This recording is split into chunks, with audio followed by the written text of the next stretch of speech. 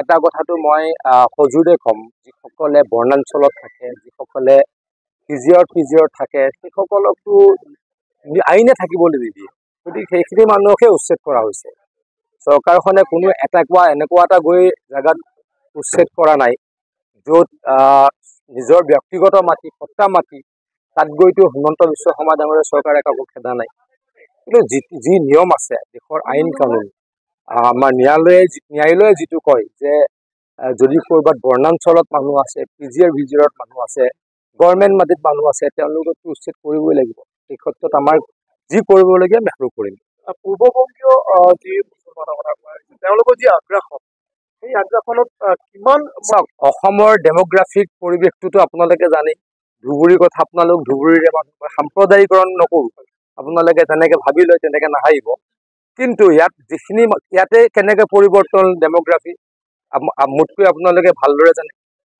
গতিকে ডেমোগ্ৰাফি পৰিৱৰ্তন কৰি যদি অসমীয়া মানুহখিনিক নিঃশেষ কৰিবলৈ কোনোবাই বিচাৰে, সেইটোতো আমি ক'ৰবাত নহয় ক'ৰবাত মাতিব লাগিব, তাৰ বিৰুদ্ধে কাম কৰিব লাগিব। গতিকে আমি ক'ব খুজোঁ যে আমি অসমীয়া জাতিটো যাতে শান্তিত থাকিব পাৰোঁ।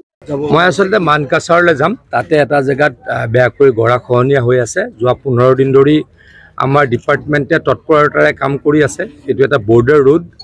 যোৱা পৰহিৰ পৰা আমি অপজিট ছাইডত মেগা টিউব লেয়িং আৰম্ভ কৰিছোঁ। সেইটো এটা খুব উন্নত প্ৰযুক্তিৰ। গতিকে সেইটো যদি আমি কৰি পেলাব পাৰোঁ, গৰাখহনীয়া বন্ধ হৈ যাব। সেই কামখিনি চাবলৈকে মই তালৈকে গৈ আছোঁ। ফকীৰগঞ্জত ইতিমধ্যে আমি যোৱা বছৰ কেইবা কোটি টকাও দিছোঁ। মানুহখিনিয়ে কাম কৰাত অলপ অসুবিধা কৰিলে, সেইখিনিৰ কাৰণে অকণমান দেৰি হ'ল।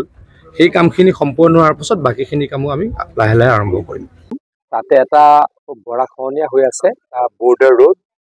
ইতিমধ্যে আমি কাম কৰি আছোঁ। আজি প্ৰায় 10 দিনৰ পৰা খুব ভালদৰে কাম কৰি আছোঁ। পৰহিৰ পৰা আমি জিঅ' মেগা টিউব দিয়া আৰম্ভ কৰিছোঁ। গতিকে মই সেই স্থান প্ৰত্যক্ষ কৰিম। আৰু যদি কিবা কৰিব লগা আছে, যাতে আমি খৰখেদাকৈ কৰিব পাৰোঁ, ত্বৰান্বিত কৰিব পাৰোঁ, সেইখিনি কাম চাবলৈকে মই এতিয়া মানকাছাৰলৈকে গৈ আছোঁ। চাওক, এটা কথাটো মই সজোৰে ক'ম, যিসকলে বনাঞ্চলত থাকে, যিসকলে পিজিঅত থাকে, সেইসকলকতো আইনে থাকিবলৈ নিদিয়ে। গতিকে সেইখিনি মানুহকহে উচ্ছেদ কৰা হৈছে। চৰকাৰখনে কোনো এনেকুৱা এটা গৈ জেগাত উচ্ছেদ কৰা নাই, য'ত নিজৰ ব্যক্তিগত মাটি, সত্তা মাটি, তাত গৈতো হিমন্ত বিশ্ব শৰ্মা ডাঙৰীয়া চৰকাৰে কাকো খেদা নাই।